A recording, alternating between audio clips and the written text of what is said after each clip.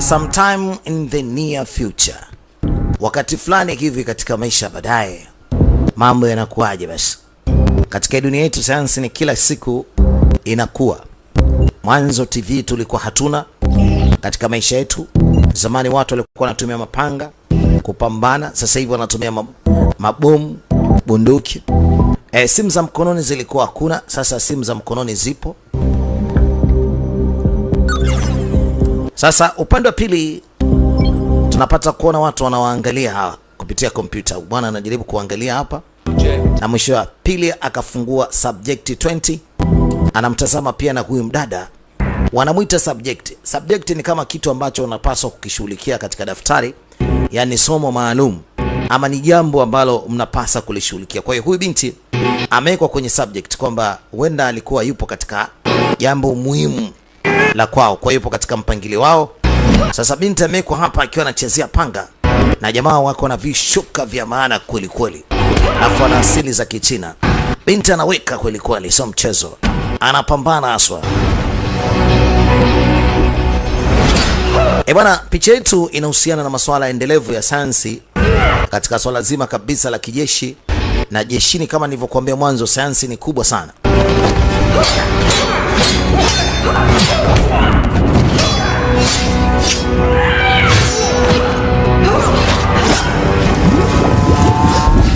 Kiufafanuzi, nchi ya Marekani ndiyo inaongoza kijeshi. Inaongoza kijeshi kwa sababu sayansi yao kijeshi ni kubwa mno. Warusi wao wana silaha nzito, yale mabomu mazito, sio mchezo, wako nayo wao. Wakisema kwamba wasambaratishe dunia, wanaweza wakaisambaratisha dunia. Bwana, kitu nguvu hapa hiki tunakuja nayo mwanzo mwisho kukuletea burudani za ukweli. Mimi niite DJ Mark, niite Jimashine. Napatikana pale pale kale Kometale Kome na Agri. Kama Taus, kama Kawaides. Tuko sambamba, tunaendelea kuwakilisha vyema sana.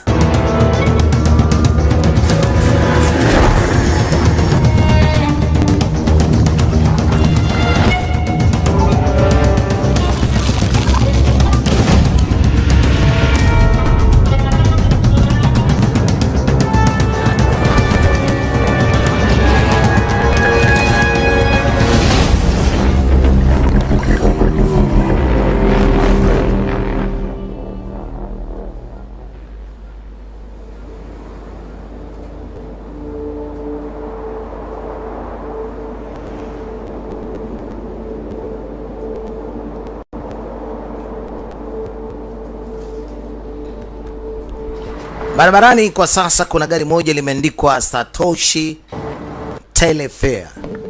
Sasa hapa analetwa mtu ambaye hawezi kutembea, yupo kwenye wheelchair kipindi chote na anasogezwa katika hii hospitali.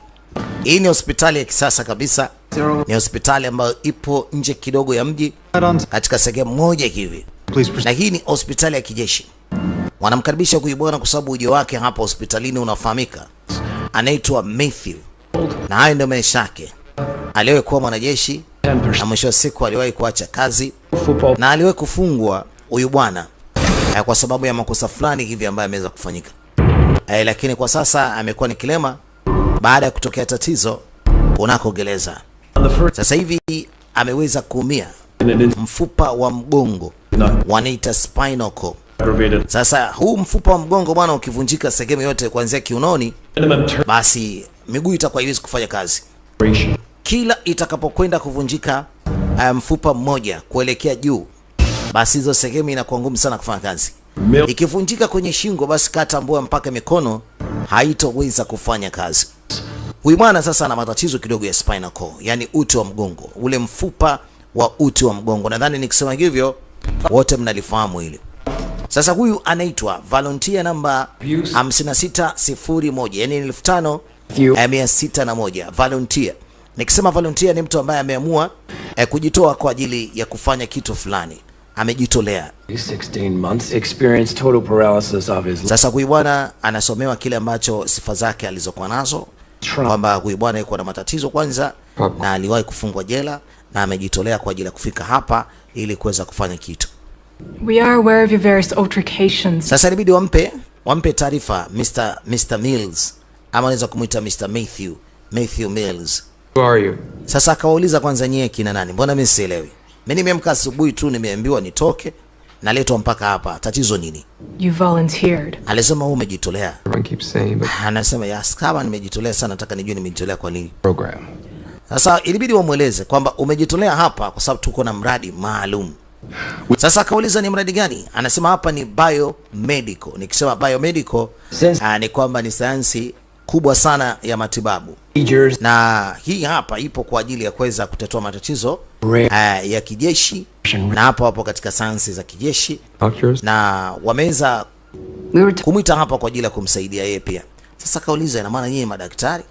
Wakasema yes, sisi ni madaktari kwa ajili ya program maalum. My wheelchair. Alisema my wheelchair. Alisema ndio sababu ya uwepo hapa. Because a guard. Akauliza, ina maana nimeletwa hapa kwa sababu nipo katika kiti, si ndio? Kiti cha matairi, wheelchair. Anything. Are you Sasa mbona sikuambiwa chochote? You're not interested? Aliambiwa kama huwezi kukubali jua hili, basi unaweza ukasema haya, unaenda, lakini ulishakubaliana kwamba uko tayari kujitolea kwa ajili ya majaribio ya kisayansi ili uweze kutembea. You can make me walk again. Ina maana mnaweza mkanisababisha nitembee tena? More than that. Alisema we can more than that.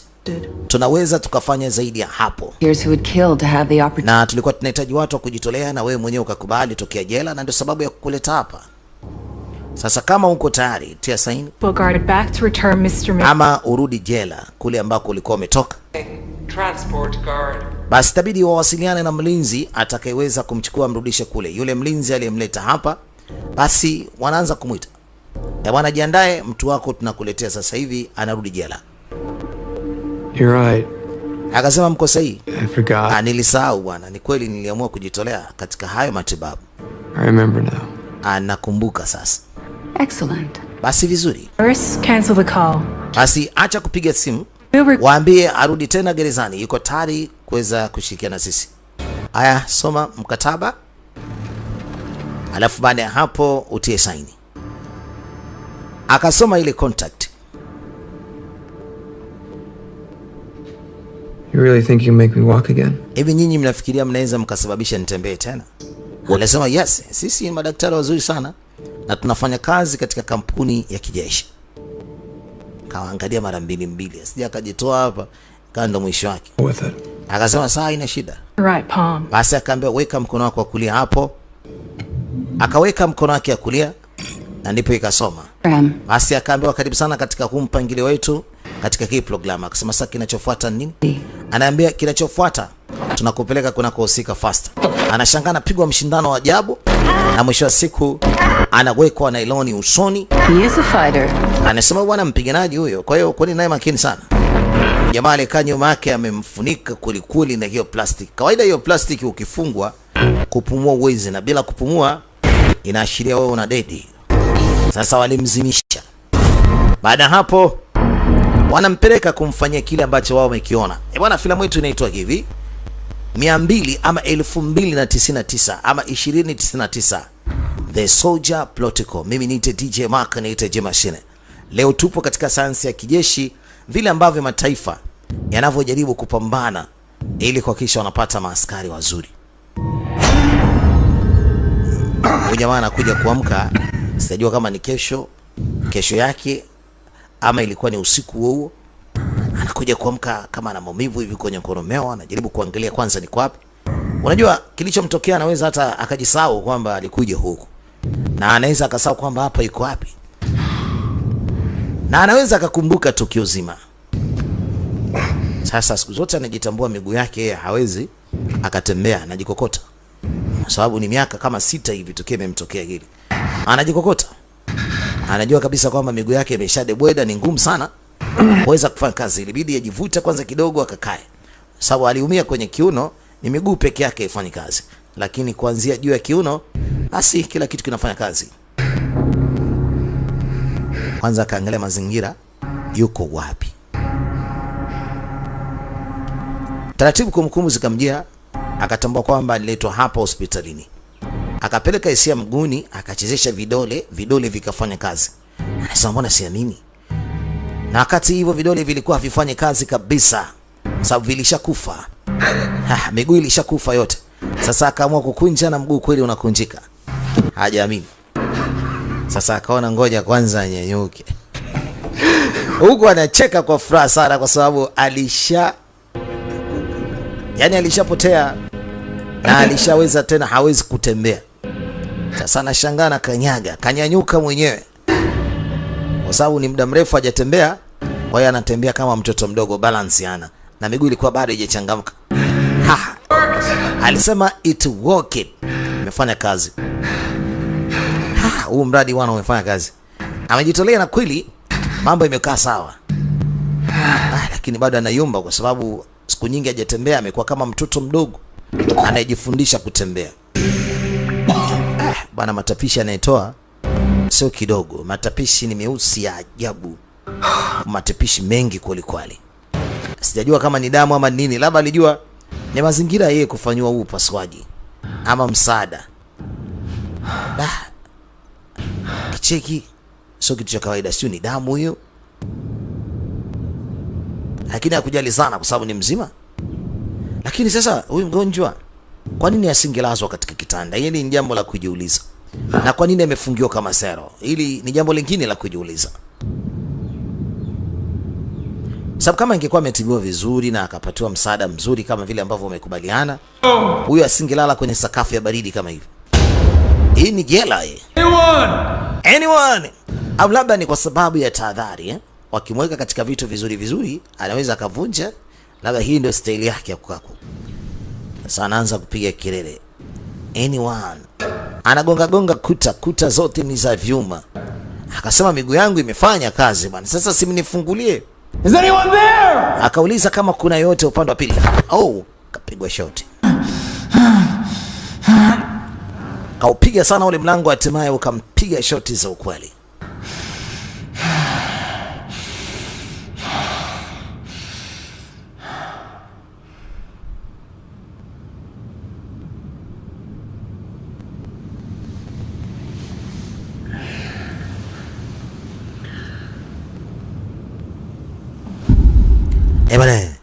Sana kutana msosi bwana, kuamini. Yale fakamia kumbe ilikuwa ni nyama mbichi kabisa. Anakula. Mara ghafla binivu kuna mtu alikuja. Chakula alicholetewa ni vipande vitatu vya nyama mbichi. Anayekuja mzee kama Fatum Soja. Yani ni askari lakini amevaa mavazi ambayo yani kwanza hataki pumzi za hapa ndani azivute. Sasa kamuuliza wewe ni nani? I'm mad. Mimi naitwa Matthew. A patient. Mimi ni mgonjwa. Anajitambulisha kwamba ni mgonjwa, yuko hapa. Lakini chata imesimama tu. Afu imekamata panga sijui rungu. Mungu wangu, rungu mzee. Rungu ya kuchezea mpira wa magongo. Pigwa moja kati nyingine mamangu. Pigwa kavunjwa mkono. Sasa kama mguu wake umefanya kazi, muona mkono jinsi ulivyovunjwa. Huyu jamaa iko mbavu sana. Ana nguvu kumkamata hivi na kumvunja kama kavunja miwa isi. Yani kagosha miwa mzee, kavunja mkono. Alafu mshikaji huyo anatimka. Sasa wamemtibia mguu, wamemvunja mkono. Bana. Baada hapo kama kuna moshi fulani hivi unaingia. Kwa jamaa alilala. Kwa maumivu makali sana, alipata mpaka usingizi, alizirai. Sasa sijajua hiyo ni oksijeni, ni hewa ya nani? Umeona kinachoendelea sasa hapa. Ule mkono mbona ulivunjika, sasa hivi umerudi vizuri. Na anakuta kama vile njia hivi kama za kwenye socket ya simu ama socket ya TV, radio, vitu vinapita. Yaani mkono wake umerudi tena, umekuwa sawa kabisa. Lakini maumivu aliyapata ilikuwa ni maumivu ya kawaida kama binadamu anavyoumia. Ila mkono wake umekaa sawa. Sasa unaweza ukaanza kujifikiria hii sasa mimi ni mtu ama saibogi, Akala vile vipande vya nyama kwa dadiki zake, akaamua kupasua visani na kutupatupa mpaka na zile chupa. Kwa sababu sasa hawamfunguli mlango. Na akawa anafanya mazoezi yeye mwenyewe. Sasa siku 6 baadaye, kuna gari rangi ya blue inapita hapo katikati ya huu msitu.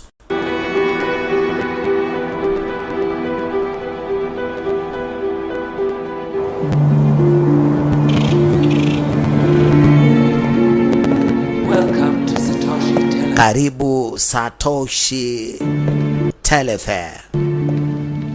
Hello, Hello, I'm Allison Turner. naitwa Allison Turner. Dr. Allison Turner, umekuja kati mwafaka kabisa. Wanakusubiri. Twende kunako lift. Ama aelekee mwenyewe kwenye lift. Basi akasogezwa kwenye lift na hatimaye akaingia na akaelekezwa anaelekea ghorofa namba ngapi. Basi alipoingia lift ilimpeleka mpaka katika losheni ile ambayo anapaswa aende, ama loshani, na hatimaye akafika, akakaribishwa, akaambiwa mama, njia ni hii. Anaitwa Dr. Allison Turner, ni daktari, amekuja kule kule. Sasa sijajua na huyu naye anatakiwa kufanya majaribio, lakini leo huyu bwana amekuja hapa Ms. akiwa ni mzima, anatembea. The Sasa walimuita Dr. Allison Turner, lakini akasema ningependa mninite MS, yani kwamba ni mwanamke asiyekuwa na mume, yani MS. Rhesus monkeys. Sasa huyu daktari wanamfahamu, ni mtaalamu sana katika masuala ya operesheni, ni mtaalamu kwelikweli katika masuala ya viungo, na certificate yake waliona kwamba ni kubwa, na hatimaye wametamani sana kufanya naye kazi. Kwa hiyo wamemwita kwa ajili ya kufanya nao kazi. Amemwona hapa kuna wito, akataka kujua wito wa design gani, mbona kama akaletwa sehemu ambako haifahamu vizuri, ila alikuwa ameambiwa kwamba kuna majukumu huko anataka kuyafanya. The military. Sasa wakamweleza miaka 7 sasa kampuni yao ya Satoshi inafanya kazi na jeshi. Kwa hiyo wamemwita hapa kwa ajili ya kuweza kushirikiana naye, kwa sababu wameuona uwezo wake. Uwezo wake ni mkubwa sana na anaweza. Dr. Turner, hapa kuna opportunity ambayo itakufanya kwamba wewe uwe ni mtu tofauti kabisa. Opportunity hii ni kwa ajili ya kufanya majukumu. For the monkey effect. Alisema mengi sana kuhusiana na majukumu yake ambayo alikuwa anayafanya, lakini haoni kama kuna tija yote hapa, lakini wanamweleza tia saini. Tia saini, kazi yetu hapa ni nzuri, mshahara wake ni mkubwa, usijali. Wanamwangalia jicho baya, lakini leo mtu hajasimamiwa na yoyote kama alivyokuwa amesimamiwa ule kilema. Huyu ni daktari. Akatia saini, lakini kabla kutia saini kwanza anasoma mkataba. Lakini wakamwambia mama, tunataka mkono wako ili utie saini, sio usome tu.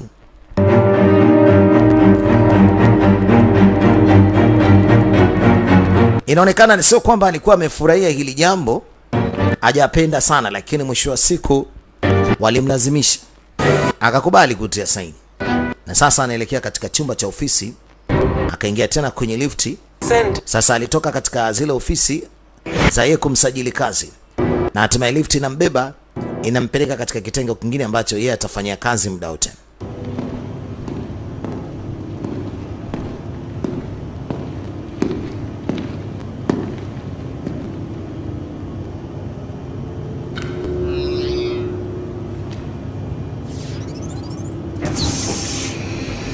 Access granted. Access zimemkubali, ameshapewa funguo, na funguo ni mkono wake, wameusajili mkono wake kufungua hapa. Allison Turner. Naitwa Dr. Allison Turner.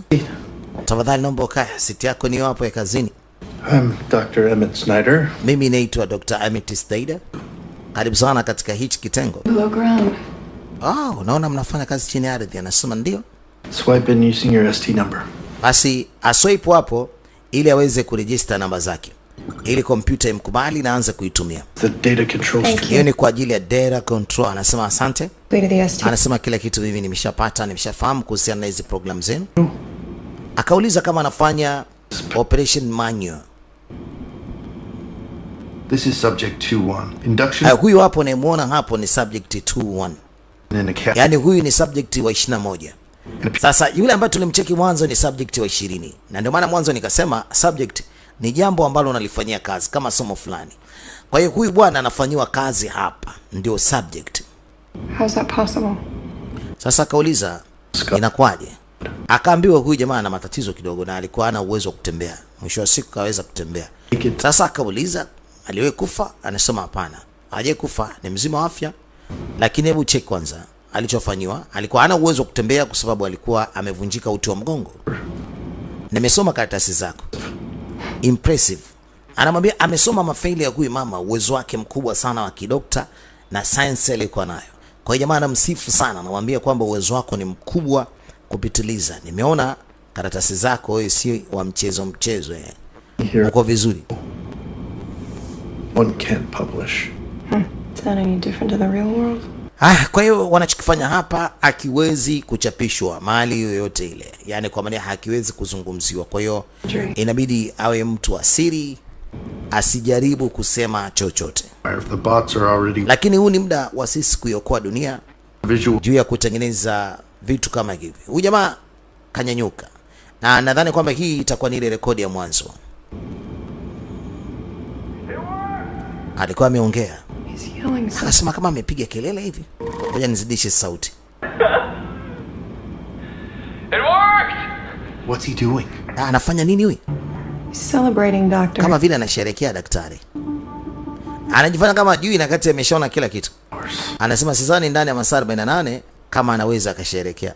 Yaani hizo sherehe zake za kusherehekea ndani ya masaa 48 zinakuwa ni tofauti. Sasa bibi kidogo alishangaa. Anamaanisha nini huyu mzee? Masaa 48 ni siku takriban 2. Yaani kwa maana hiyo huyu mtu hataweza kusherehekea anachokisherehekea.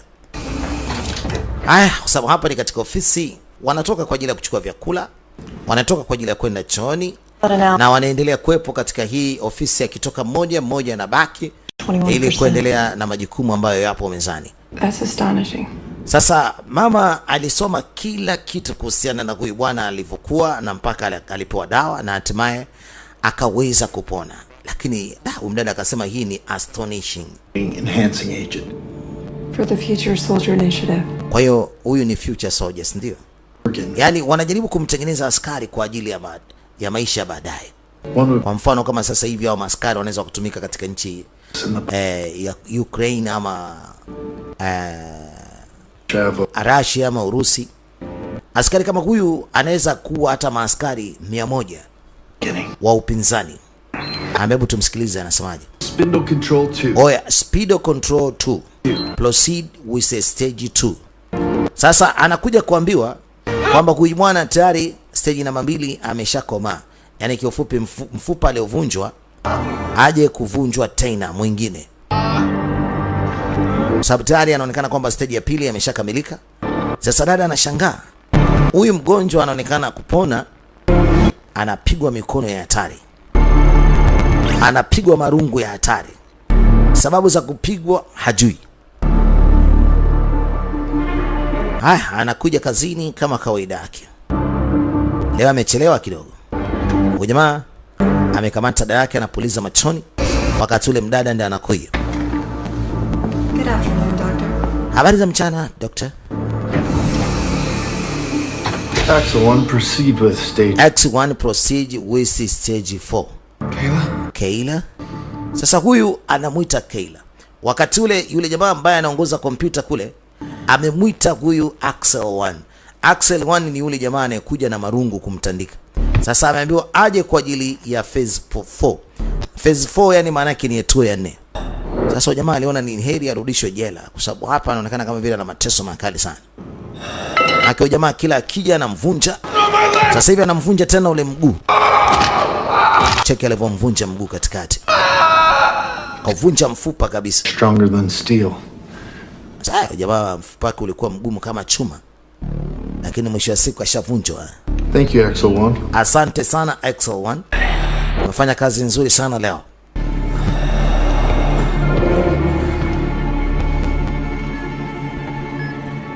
Wanamwonea na huu mfupa ndio unavyoonekana jinsi ulivyovunjika. This is your first time running a Najua hii ni mara yako ya kwanza kucontrol na kurunning kitu kama hiki, wanaita circuit. You monitor, Doctor. Lakini akauliza inakuwaje mbona kama mnavunjisha sheria hapa? Eat it through the wheel. Sasa akauliza ni wangapi ambao mmewatoa katika viti mkawafanyia haya? They didn't tell you, did they? Hivi hawajakwambia? After the wheel. Baada ya kutoka katika hichi kiti, mwisho wa siku anapelekwa kunako maabara kwa ajili ya autopsy, uchunguzi maalum. Sasa akauliza wangapi wamepona? Na wangapi wamefanywa unyama kama huu?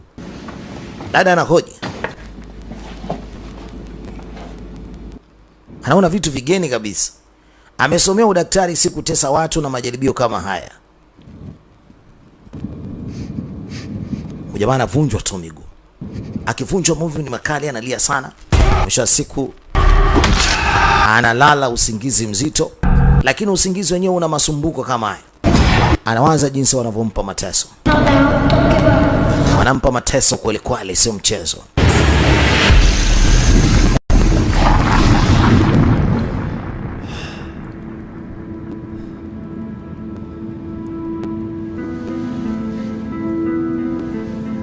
Anamwona Kayla amekuja.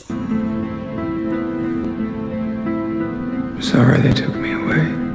Sema mtoto wangu samani, nimekufanya muondoka mbali. Anaona kama anamshika mtoto wake lakini hayupo.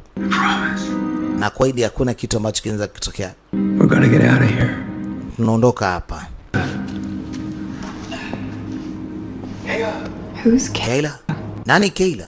His tattoo. Nimeona tattoo yake imeandikwa Kayla. Some stripper.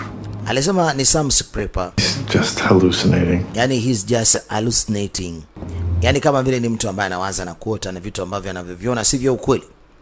Anaona ni jambo la ukweli linaonekana hapa lakini si la ukweli. Kamwona mtoto wake Kayla. Lakini mwisho wa siku sio ukweli. Kaandika Kayla. Kaandika Kayla mtoto wake.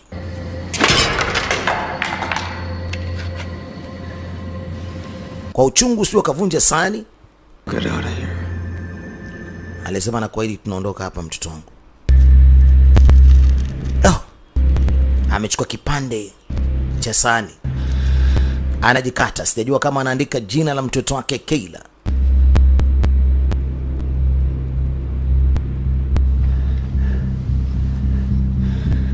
Ameandika K, yani inamaanisha ni Kayla.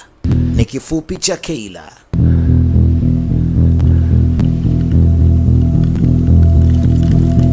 Kuna moshi unaingia.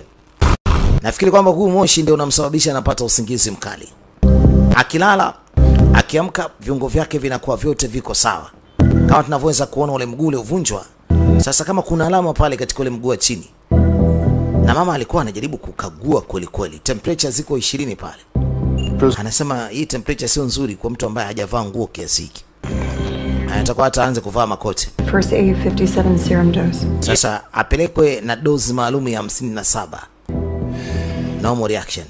Ili arudi katika hali yake ya kawaida, pambana na baridi. It's the mind from any emotional state. Sasa huyu bwana inabidi amweke sawa bibie. Kwamba hata na yeye mwenyewe mwanzo alikuwa hivyo. Hapa kitu anachokifanya ni kwa ajili ya kampuni. Na wako hapa kwa ajili ya kusimamia huu mradi ukafanikiwa. Sababu kikubwa hapa wanachokihitaji ni kutengeneza maaskari. Na huyu ndio askari anayetengenezwa kwa ajili ya kuwatengeneza wengine wawe bora. Kwa hiyo huyu ndio mfano aliyejitolea, ndiye anatengenezwa kwa dawa zote, na baada ya hapo aonekane uwezo wake utakwaje. Sasa anakuja na pulizwa kwanza na dawa maalum. Vipi, anaendelea kusinzia au? Baada hapo jamaa alikuja na rungu, nadhani anataka kumchapa. Is that all you got? Sasa akauliza, ndivyo mnavyotaka? Ndivyo mnavyotaka kunitesa tu? Jamaa anakuja sasa. Jamaa ndio alikuwa anaondoka kumbe. Mshikaji kaona hapana, leo sikuache. Kila siku mnanidunda. Sasa mimi nataka nikuchape ili nipate nafasi ya kuondoka hapa. Anachezea.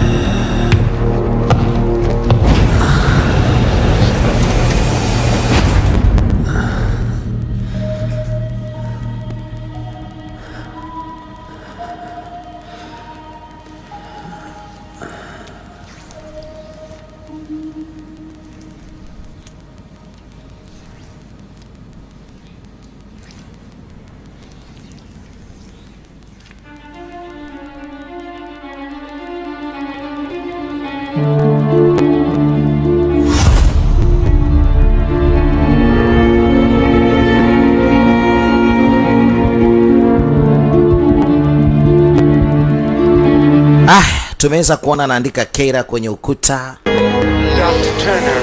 Dr. Turner. 2 minutes late. You are 2 minutes late. Amechelewa leo siku 2. Dakika 2 sio siku 2.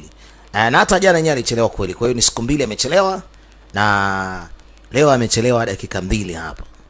Sasa huyu bwana anaona kama vile dawa yake kaika hapa juu, anataka kujua kwa nini Just say huyu jamaa anatumia dawa, ana matatizo gani? for the lab. Basi kama kaida yake, binti anakuja katika dawati lake na anaendelea na kazi kumwangalia mgonjwa wake. Anaangalia uwezo wake wa akili, ubongo, jinsi unavyofanya kazi. Sasa akauliza hii autopsy ama autospy ni kwa ajili ya nini kwa huyu mgonjwa? Anajaribu kujua mambo yote, anataka kufahamu. Akamwambia sikiza, huyu mgonjwa amejitolea kwa yote ambayo sisi tunayafanya hapa. Amejitolea sisi kumfanyia majaribio ya kila kitu. Kwa hiyo chochote kile kinachomfika kipo ndani ya makubaliano yetu sisi na yeye kwa kujitolea kwa ajili ya hizi dawa, sababu alikuwa na matatizo ya kutembea. Kwa mara nyingine tena, siku ya pili leo, sijajua kama ni level ya ngapi, level ya 5, level ya 6, level ya 7, level ya 10. Mshikaji anakuja na rungu kuta dadeki. Anaitwa Axel 1. Kuja na rungu leo kumfumua huyo. Aha. Jamaa anasema usinzoe. Kuda dadeki usinzoe.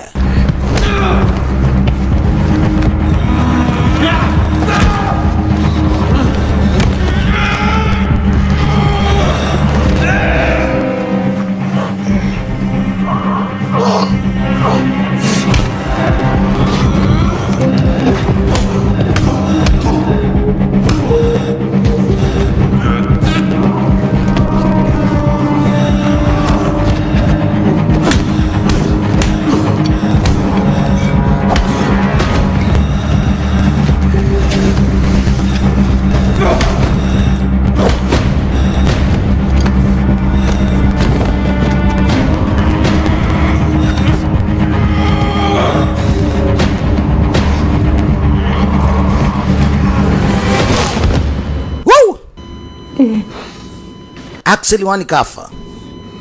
Axel 1's dead. Axel 1 is dead. We just lost a researcher assistant. That's all. Tumempoteza mtu ambaye alikuwa ni mmoja kati ya researcher wa huu mradi ama huu uchunguzi ambao tunaofanya. Ndio hivyo. Sasa anataka kusikiliza kile ambacho kinazungumzwa. He's got Axel 1's comms. Amechukua mawasiliano ya Axel 1. Anataka kusikiliza kile ambacho kinasikika na anataka kuzungumza nini wewe. Aongeza sauti bibie. Na mwisho wa siku mlango kwa sababu ulikuwa bado hujafungwa, mshikaji anatoka. Huyu msela kumbuka kwamba alikuwa ni askari na alikuwa ni mwanamichezo pia. Yaani alikuwa ni mtaalamu, alikuwa yuko vizuri. Sasa mwisho wa siku anatoka. Sasa bwana ilibidi ya ripoti kwa wengine kwamba huyu mchunguzi ambao anaendelea kumchunguza hapo, mgonjwa huyo ametoka. Sasa wanafunga milango yote, wanaacha baadhi ya milango apite, na huko mbele wamemwekea maaskari wengi ili asifanikiwe kutoka.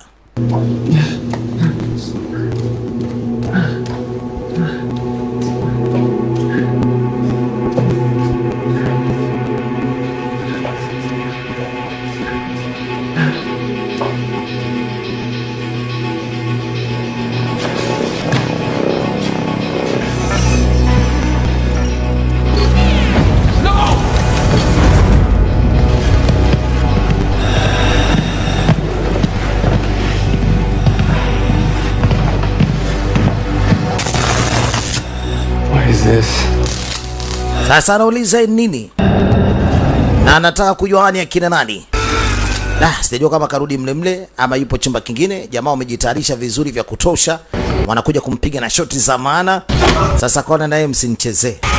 Na istoshe tena, japokuwa na maumivu lakini mwili wake uko vizuri. Dada yake naye pia anawafanya kitu mbaya. Patamu hapo.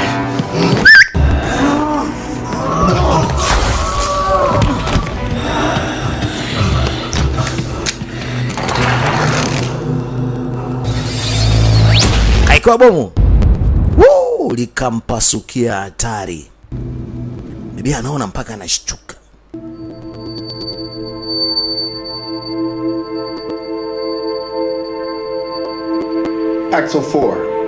Axel 4 subject mpaka sasa hivi inaonekana kwamba ana wenge la hatari baada ya kupigwa. Maaskari wengine wanaingia ndani zaidi ili kuweza kumshughulikia huyu askari anayetengenezwa.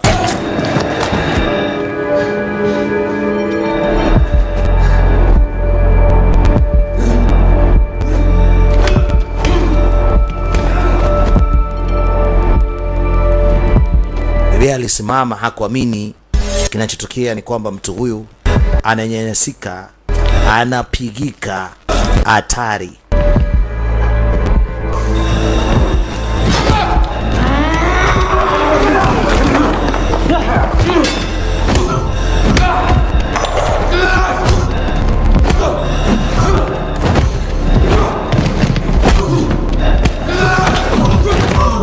Is this usual, Doctor? Maana hii ni kitu cha kawaida Dokta. Across the room like a rag doll. Yaani mpaka kupigana na watu wote hawa mpaka wamuue. Eti kuna ulazima gani kumuua labda?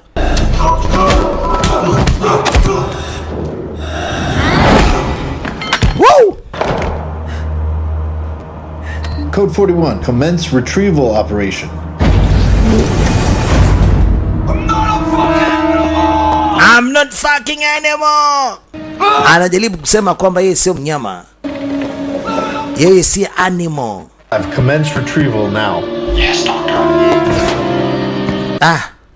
Sasa wanamtupia mabomu baada ya kuona mara ya kwanza wamemshindwa. Sasa anapigwa mabomu pande zote. Baada ya kuona wamemshindwa, na yeye anasema sio mnyama. Ni kwa nini unamfanyia ukatili kama huu? Yeye sio mnyama.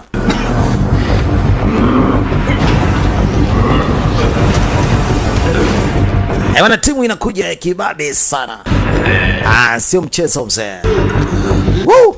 Wanachukua wenzao ambao ni majeruhi, na ndio maana wamevaa zile maski. Kuna kitu kinamdondoka huyu jamaa. Sijajua kama ni kilibwana cha mawasiliano ama nini. Anajitetea mwanaume. Woo!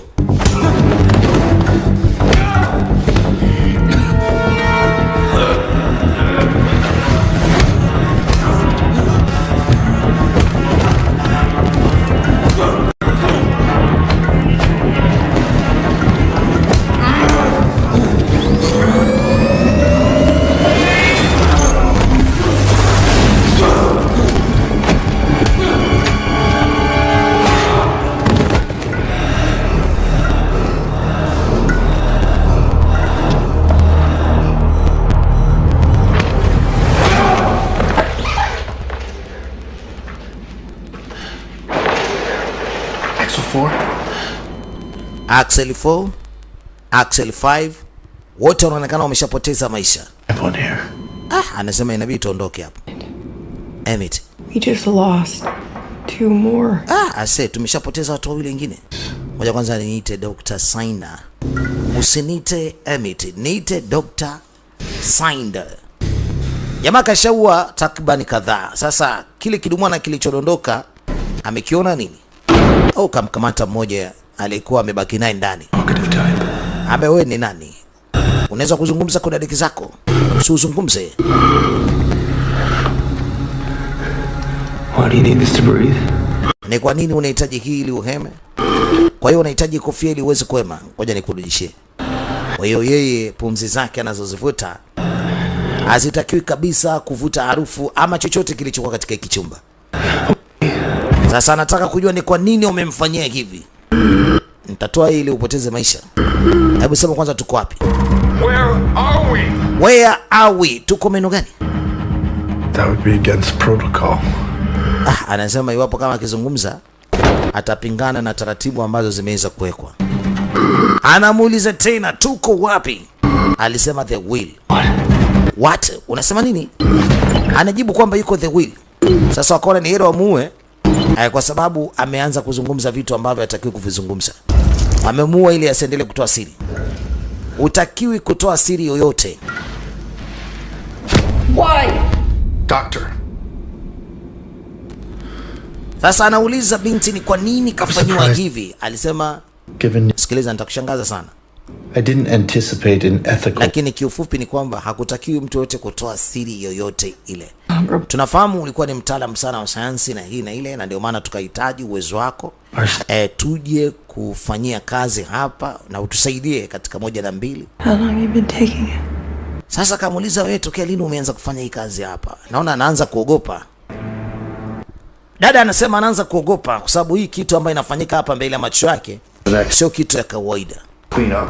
Ameanza kuogopa yani.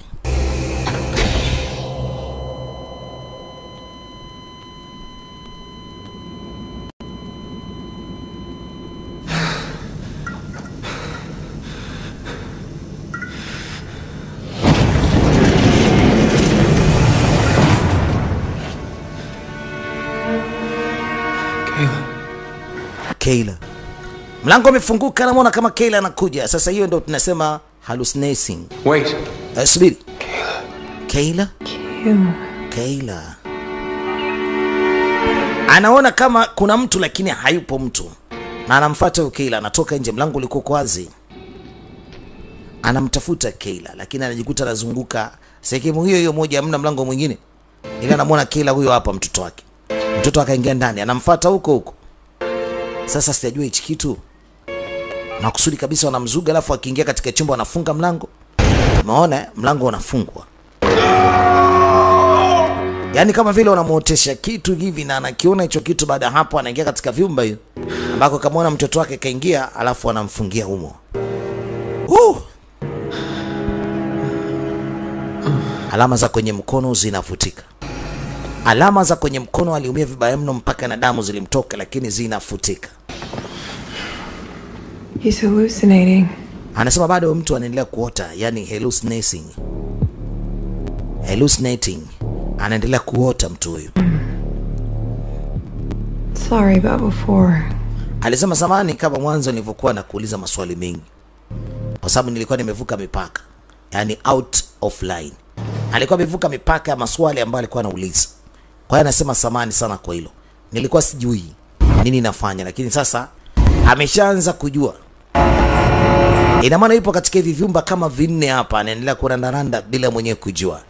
Sasa ajui njia ya kutokea ni ipi na wale watu wanatokea wapi, anajaribu kutafuta hizo njia, hazioni. Ila anajikuta anatoka chumba kimoja anaelekea chumba kingine, anafungiwa. Na muda unapofika wale washikaji wanakuja wanamfumua kweli kweli, sio mchezo. Lakini yeye anapambana kweli kweli. Nafikiri ndio wanaendelea kumwandaa ili atakapotoka hapo basi awe askari kweli kweli. Na pindi hizi program kama zikifaa, nafikiri zitatumika kwa ajili ya maaskari wengine. Bado anaendelea kuota, hallucinating.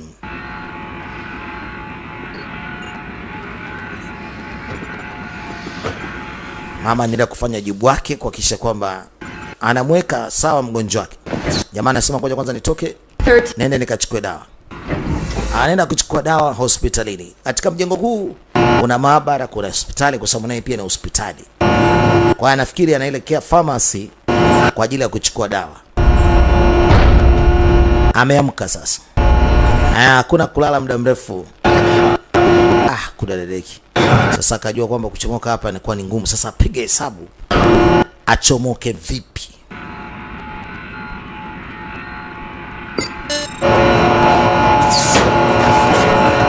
Sasa aliona labda njia inaweza kapenya, lakini njia ni ndogo sana. Amekuwa msosi na kufunga hapo hapo mlango. Njia ndogo alafu mlango umefunga faster.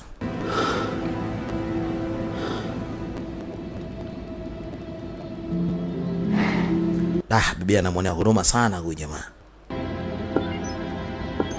Kamera zote anajaribu kuangalia kama kuna milango ambayo kuna mtu anapita. Bado ramani haijajua vizuri. Sasa anaingia kwenye kompyuta ya ule jamaa, anaandika Kayla. Ana search. Dokumenti hajapata hata moja.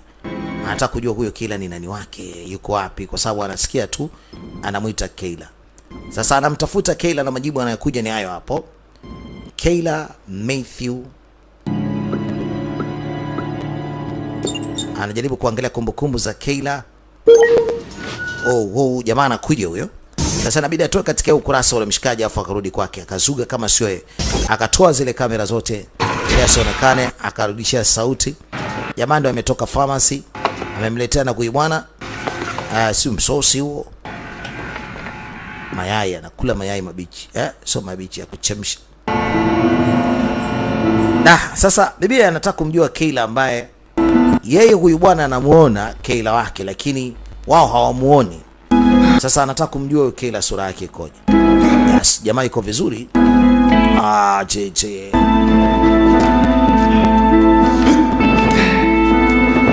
Woohoo!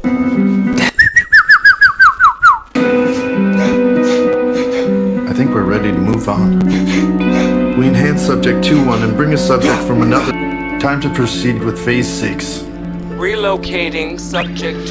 Sasa wamepata kusema sasa hivi wapo kwenye level 6 na spinal za huyu mtu zinaonekana ziko vizuri sana. Nikisema spinal na maanisha uti wa mgongo. Haya, sasa anatakiwa kupelekwa eneo lingine na mpaka mlango kafunguliwa. Umefunguliwa kwamba apelekwe eneo lingine na kupelekwa anajipeleka mwenyewe. Yeye anatafuta jinsi ya kutoroka lakini mwisho wa siku ni kwamba hizo njia wanazomfungulia ni njia za kwenda kukutana na wazee wa kazi.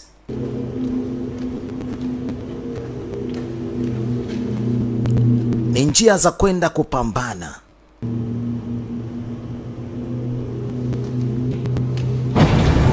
Oho, kaingia huku, mlango unafungwa na mara anakuja mtu, alafu akimcheki mbona kama ana dalili kwamba huyu ni dem. Who are you supposed to be? Sasa akamuuliza utakuwa nani wewe? Sasa mwanzo alikuwa anakuja na mapanga si marungu, lakini sasa wanakuja na mapanga ya kininja. Jamaa akasema basi hamna shida. Poa. Ngoja mimi nipambane tu. Hamna noma, si mmetaka. Si mnalianzisha. Basi na mimi nalimaliza. Elevated heart rate. BD stabilizing. There's a reduction in synthetic adrenaline. Chapa mikono na bibi anamlamba.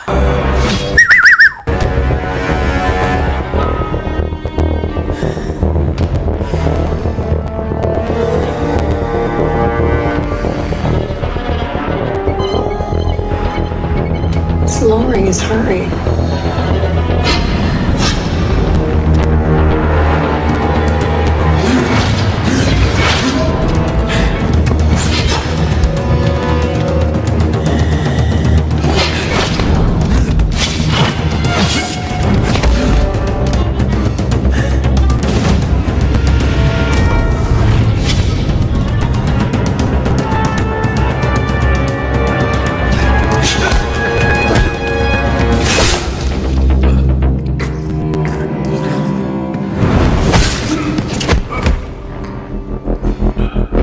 Naam.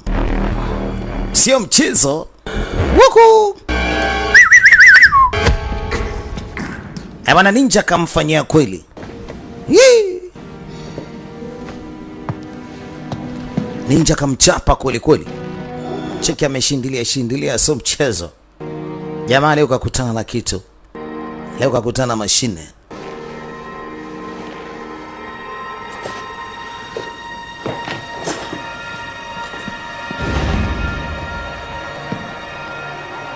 Alafu huyo anaenda.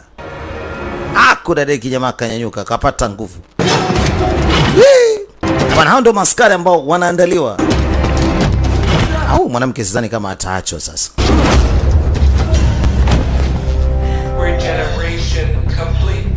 Regeneration complete. Chiki anavofungwa. Yaani anakuwa kama vile regeneration. Yaani ni kizazi ambacho hakijawahi kuwepo duniani na ndio kimetengenezwa. Inakuja kikiwa kina uwezo wa ajabu sana.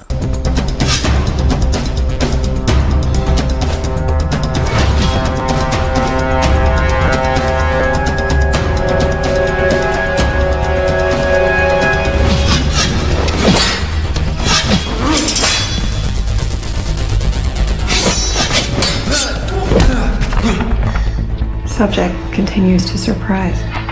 Anasema subject continued to surprise. Quite a specimen. Surprise. Yani huyu wanemtengeneza hapa anaendelea kuonyesha miujiza. Anaendelea kuonyesha mastaajabu yani.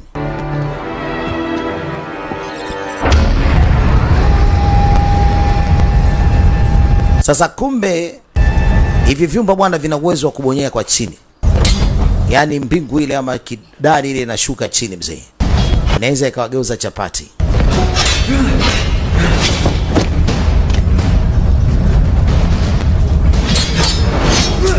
Dari inashuka chini. Woo! Ni hatari sana. Bia anaendelea kuangalia vitu vinavyoendelea hapa si vya kawaida. Mauaji yanaweza katokea hapa sekunde tu. Kwa nini daktari? Heighten adrenaline and Hii tunasema ni adrenal and end of. Bwana, ile dali inazidi kushuka. Sasa bibi mpaka anashindwa kuitumia vizuri hiyo dali. Anagonga juu. Mlango unafunguka, anaweza akatoka fast, la sivyo ni shida. Ceiling inazidi kushuka, akaona ngoja kwanza mchomoe.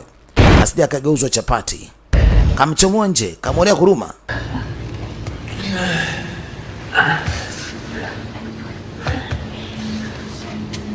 Amemtoboa na panga, hakutaka kumua moja kwa moja, na ndio maana hata amemtoa, hakutaka kumwacha ndani, anamwonea huruma.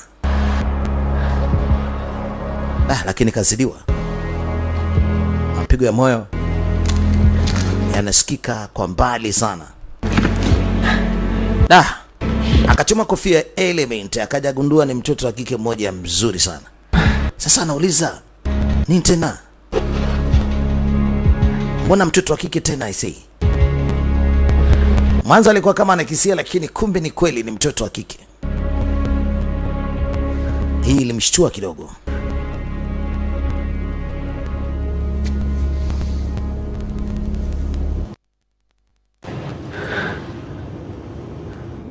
It's interesting. Most subjects display no emotive connections after day 8. 2-1 continue. Mambo bado ni mazito. Sasa anakuja kuona kale ka headphone. We've taken them as far as he can go physically. Sasa anaanza kusikia kile ambacho kinazungumzwa. Sasa na ameshaona mdada kwamba kuna kitu nafikiri amevaa huyo. What's in the next room? Nini kinachofuata? Chumba kinachofuata. Next room. Chumba kinachofuata. It's been kept empty since prior use. Ni chumba tu ambacho mara nyingi tunakitumia tu kwa ziada. Sasa binti anamuuliza maswali haya ili jamaa asikie. Kiufupi anamsaidia ili ajue chumba kinachofuata ni nini, kwa sababu kaona huyu bwana ameweka headphone masikioni, kwa hiyo kitakachozungumzwa yeye anakisikia, kwa hiyo anampa signal kidesign.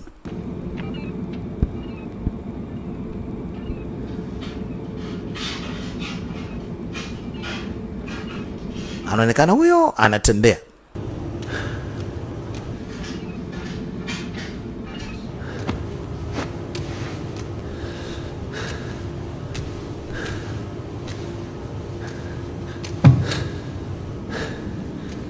Mlango hapa umefunguliwa.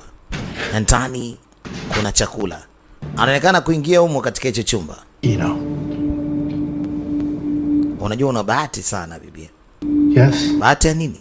Full. Ndio, una bahati. Yaani ni mara yako ya kwanza lakini uko full revolution. Yaani uko vizuri sana. Ajabu. You did it on your first time. Anasikia kila kitu kinachozungumzwa. Sasa kichumba ndicho alichotokea mwanzo. Na hata aliandika K hapo. Kwa hiyo sasa anakuja kuishtuka kwamba anazunguka tu kumbe. Wow.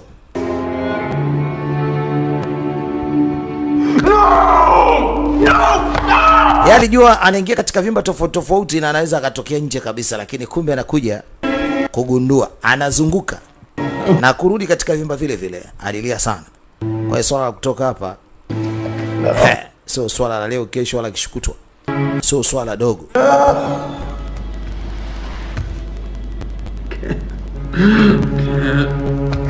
I won't! No!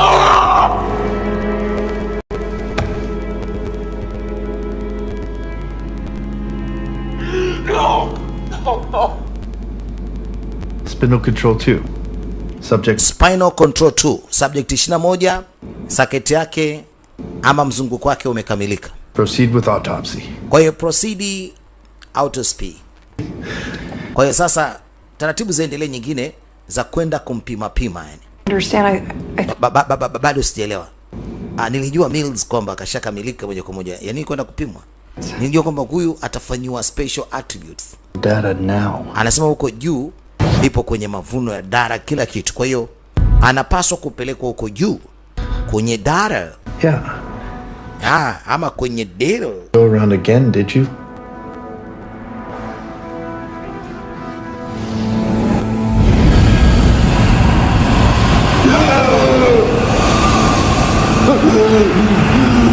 Hapa kuna upepo mkali sana unatoka, sijui unaingia. Doctor, you're draining the room of oxygen. Protocol. Doctor, naona kama vile oxygen inaisha hapo. Na huyu mtu anaweza kazimia. Especially when it comes to sectioning the cerebrum.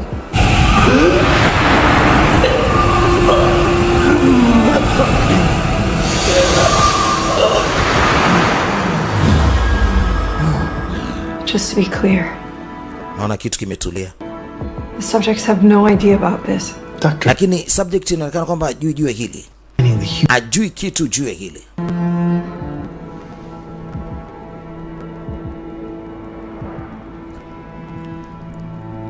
Kile kilibwana kimemtoka sikioni. Kwa hawezi kusikia chochote kinachozungumzwa upande wa pili.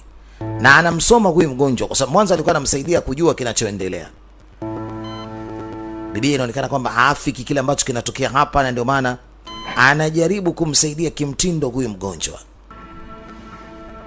you know there's a financial bonus for a completed circuit. Unajua nini? Unaweza ukapata bonus ya ziada pindi huu mzunguko utakapoweza kukamilika.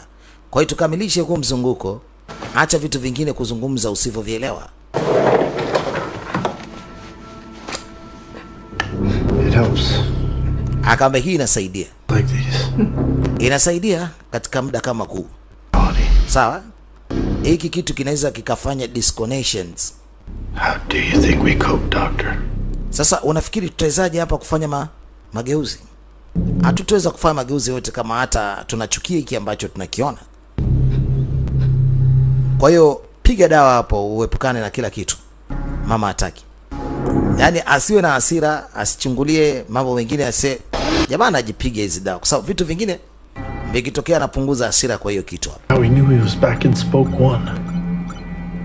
Anamweleza hiyo kitu ni nzito sana iwapo kama hautokubaliana nacho. Mama akaongeza sauti kidogo ili kutaka kujua. You made a promise. You made a promise. Kamzidishia sauti yule asikie kwa sababu aliona kabisa kile kilibwana chake kimedondoka. Ama lakini nyinyi mlitengeneza ahadi. Sasa kamuuliza ahadi gani ambayo tumekugea? It's not over. Lakini alimwambia it is not over. Anampa ujumbe huyu bwana.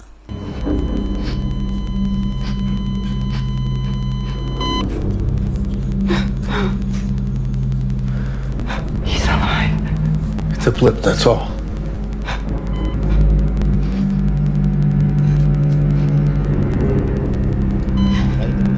He must have learned to control his xenomartial node. His heart is still beating. He's lowered his heart rate. That's impossible. No previous subjects were ever capable of that.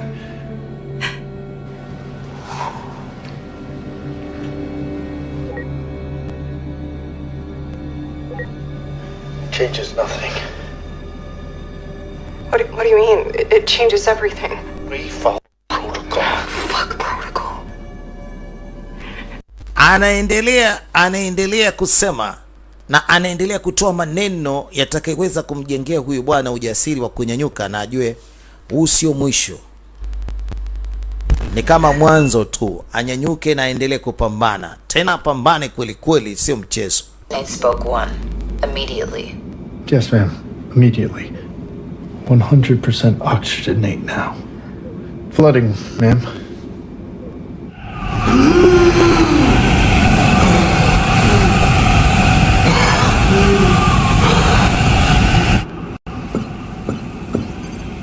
Doctor, immediately.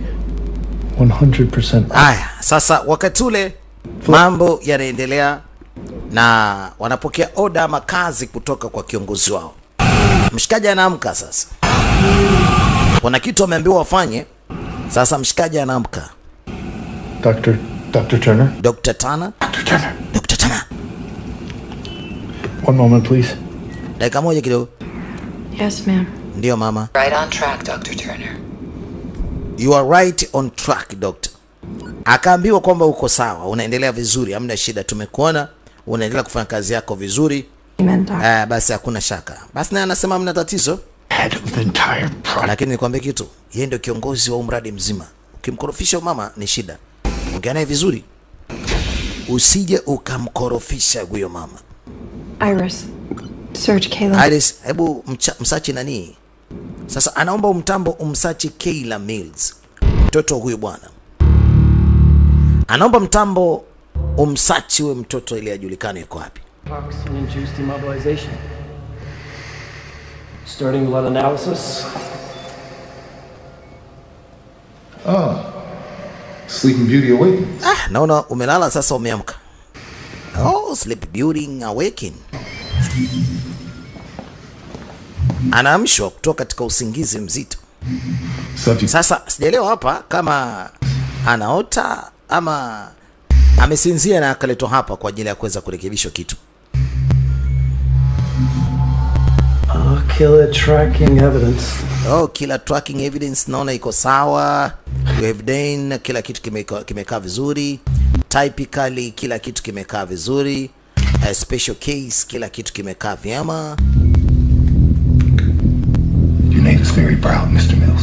Na utatufanya tujivunie sana kuwa na wewe, na utatufanya tusifike mno, tusifike, yani wawe na sifa kubwa mno.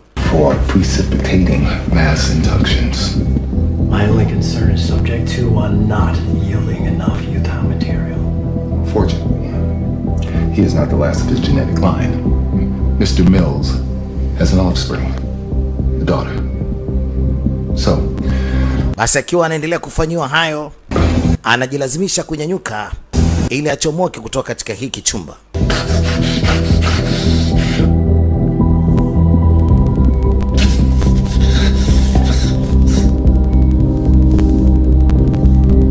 Analazimisha achomoke.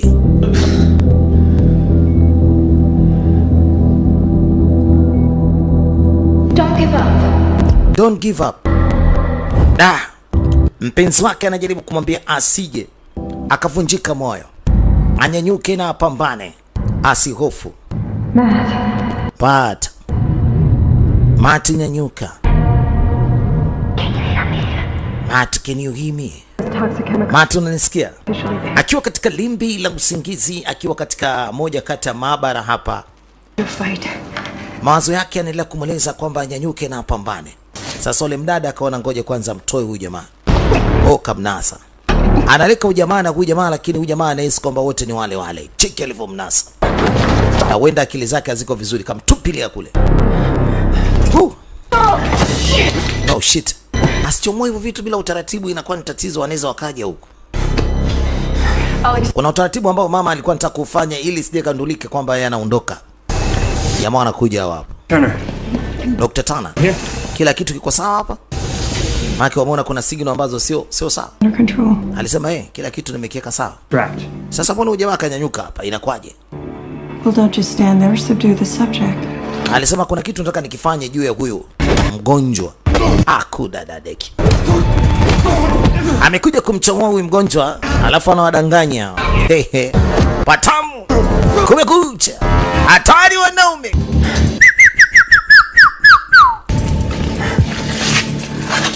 Who are you? Wewe ni nani? Allison Turner. Naitwa Allison Turner. Doctor. Naitwa Dr. Allison Turner. Jamaa bado nguvu za kutosha hana. Sasa akasema kwa nini unanisaidia? I know that you're wrongly imprisoned. Alisema anajua kwamba umeingia kule jela kimakosa. Na nimeona kwamba umeonewa sana.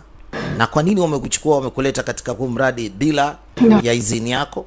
Na wamekudanganya kwa ajili ya kukutibia na kuacha uende. Lakini mwisho wa siku unakuwa ni mtona wao wa majaribio. Your voice. Mbona kama sauti yako ilikuwa inanielekeza kule kwenye simu? Sauti yako ilikuwa inanielekeza kwenye headphone. Alisema ni mimi, nilikuwa katika chumba cha control. Nikawa nakusaidia kidesign uchomoke.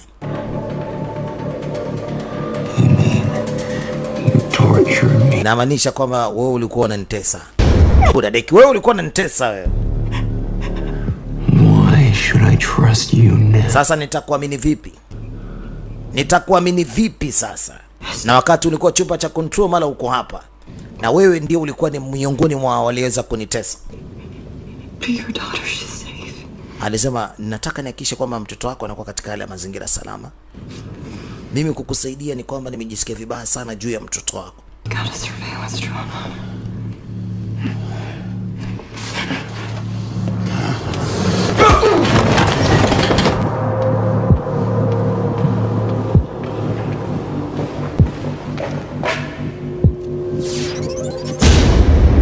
You'll never make it.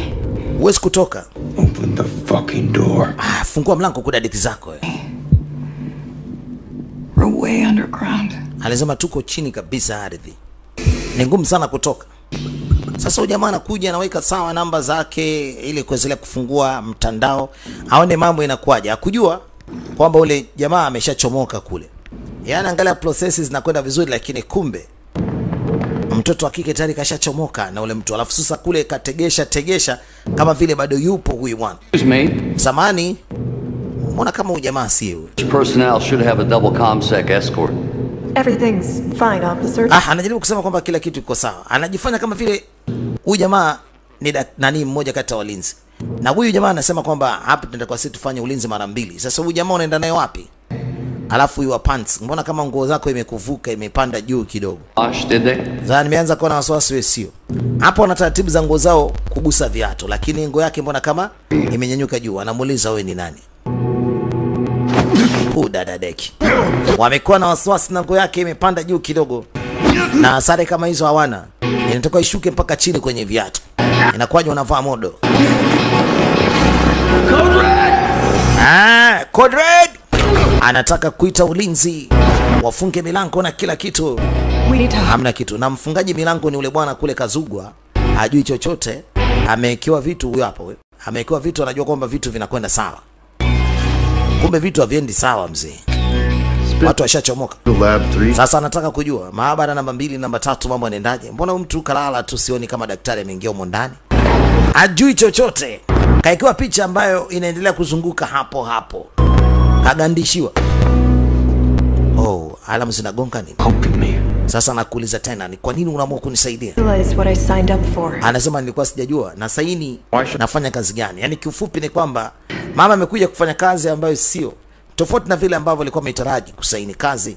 Kumbe kazi yenyewe ilikuwa ni kazi mbaya. Mbona mbaya hiyo sasa? Has subject 21 been transferred? Negative. Kwani amehamishwa? Mbona kama vile sielewi. Chupa cha control vipi? Mbona kama vile nimegandishiwa picha hapa? Mbona sielewi. Kila kompyuta akiuliza kompyuta na mjibu vitu tofauti. Sasa ndio maana hata elewi. Ulinzi kama wote. Jamaa anamwambia subiri kwanza. Sasa anaamua kuingia kwenye kompyuta bibi. Anaingia katika kompyuta mtoto wa kike. Wenzake huku ndo anaendelea kutoroka, yeye hajui chochote. King'ora kikalia na sasa maaskari wanakuja kama wote. Patamu hapo.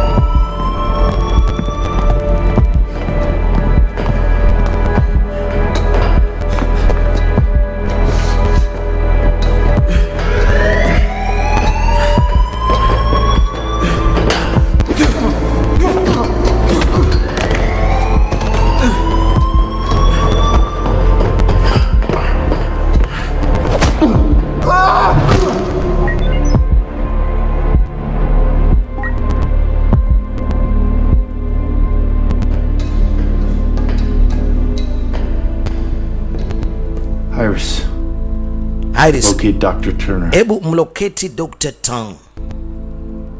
Wamtafute Dr. Tana. Anazungumza na kompyuta. Atafutwe Dr. Tana haraka sana. Wanaamua kutumia zile ngazi za dharura. Hawataki kupita ngazi za kawaida kwa sababu tayari kule mambo yameshakuwa sio. And in English? Kind of like, what doesn't kill you makes you stronger.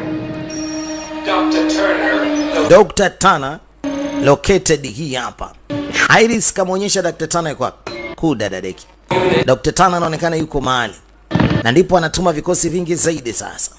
Kama wengine walikuwa wafahamu chochote, wanapewa taarifa Dr. Tana yuko wapi. Maone. Na jamaa ilibidi atoke pale ofisini baada ya kuona mambo yameshakuwa si mambo. Wewe ndio kumeshakucha sasa. Acha nikuache mwanzo mwisho ushuhudie vitu vya ukweli kabisa. Hapa wanaita the will. Ama unaweza ukaita the soldier protocol.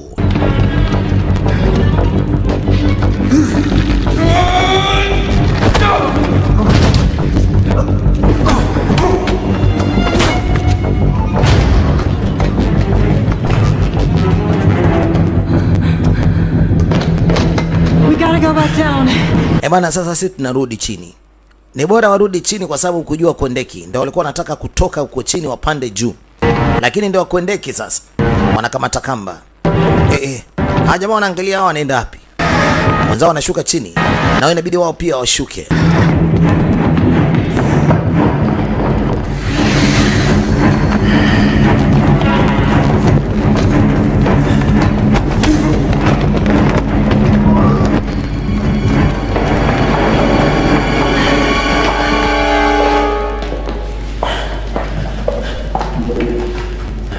Come on.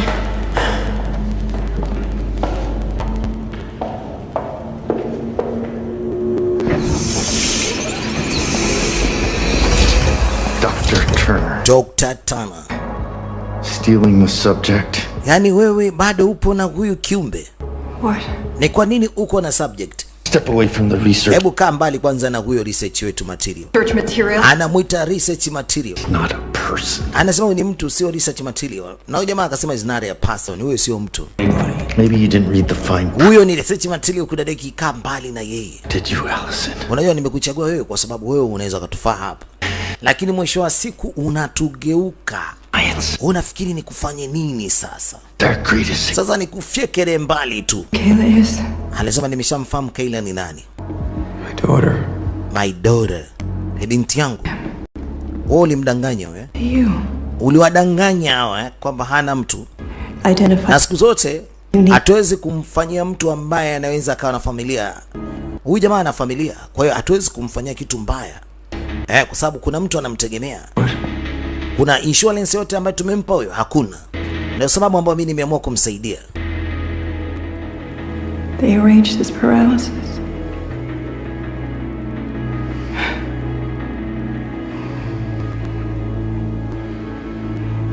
Allowing us to test NB2. Tafadhali naomba niondoke naye. Nimpeleke katika maabara ili niweze kumpatia dawa 2 na 3. La sivyo atakuja kuwa kilema tena huyu. They didn't lie to me. Hawajanidanganya. Identified him. Mimi huyu jamaa namfahamu vizuri. I select all mimi mwenyewe nimemchagua huyu na mimi ndiye ninayechagua watu ambao wanaleta hapa kwa ajili ya kupima specimen. Yes. Huyu sasa tunamtaka kwa sababu ni kwamba ni specimen. Kwa dakika zake kawaii wa faster. Japokuwa amepigwa shot ile kamnasa. Japokuwa amepigwa shot kwa sababu jamaa alikuwa na bunduki ya shot lakini kanaswa mzee.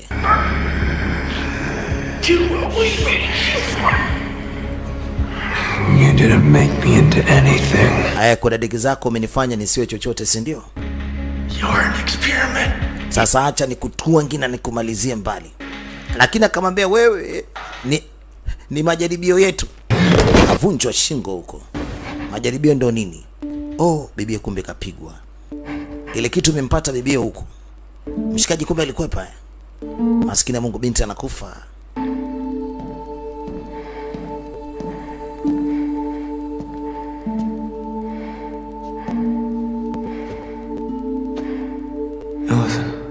Allison.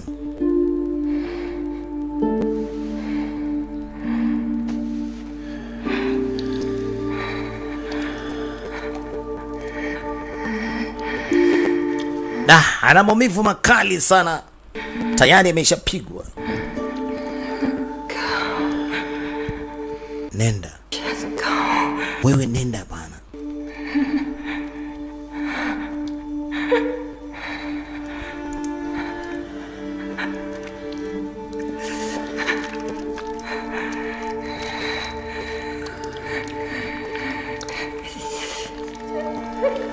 Anajaribu kumwomba huyu mwana aende.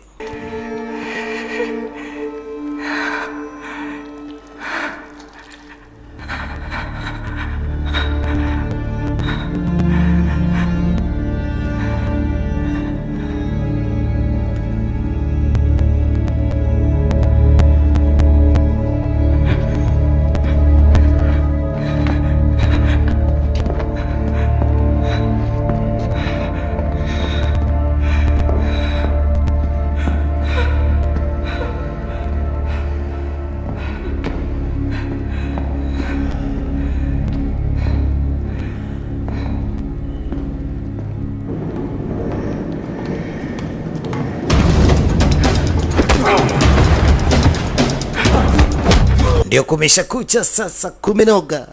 Hatari sana. Ajiji.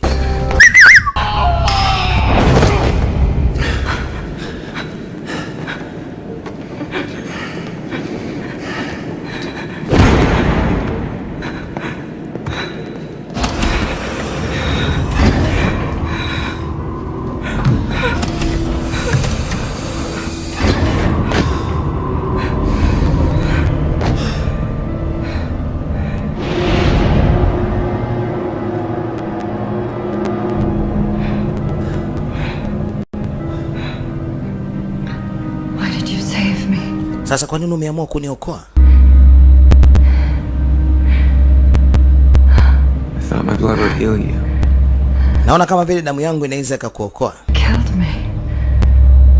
Yaani ungetakiwa hata uniue. It worked, didn't it?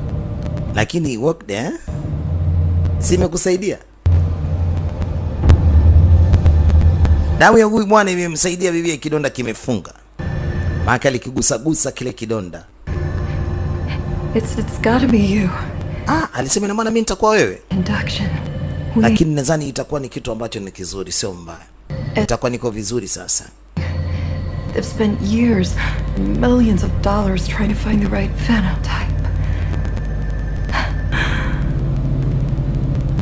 It's you. Mama alishukuru akasema sio mbaya kama nikiwa nafanania na wewe. Sio mbaya. Sasa kilichobaki ni kuondoka. Sasa kwa mapokezi, Dr. Turner, Mr. Mills. Dr. Turner, Mr. Mills. Asanteni, tutaweza kuona tena. Lakini hao watu wanatarajia kwamba iko siku mtarudi hapa. Come on, Matt. Tuondoke, anatuchanganya tu huyu. Forget about them. Tena tuwasahau kabisa. Forget about them. Tuondoke. Kwa nini unasema iko siku tutarudi tena? Na maana unanipeleka wapi? Questions will be answered if you'll proceed into the elevator. Do you require assistance, Mr. Mills? No. Matt. Anakuchanganya huyu. If they already have her. They don't. Hawataweza kukufanyia kitu kingine kama tukiondoka hapa. Institution. Najua hali unaipitia hapa. Tufanye mpango tuondoke. Niamini. All of your questions will be answered, Mr. Mills. Alimwambia majibu yako yote yatajibiwa. Kwa hiyo wewe tufanye mpango tu wa kubaki hapa, usiondoke mahali yote. Anamueleza asiondoke. Akiondoka majibu atayakosa. Lakini akagairi kama ukondoka.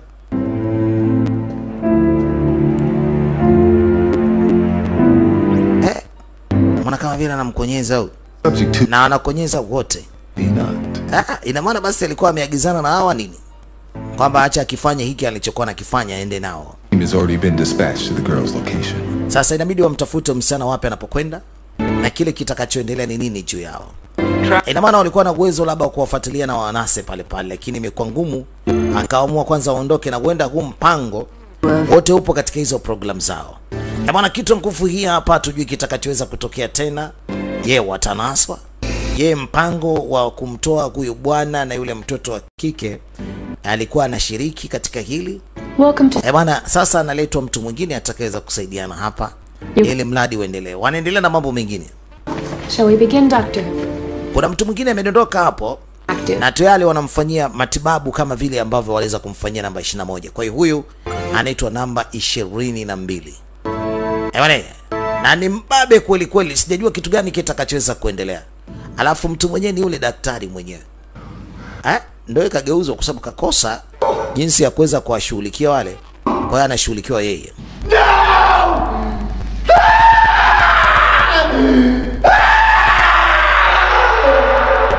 Amini alipoweza kuyaona yote mpaka changanyikiwa. Ina maana na yeye pia amekuwa ni subject. Bala. I'm ready to do it, I can't be afraid now. Put me on the stage now. I'm ready to rage now. I feel like an animal stuck in a cage.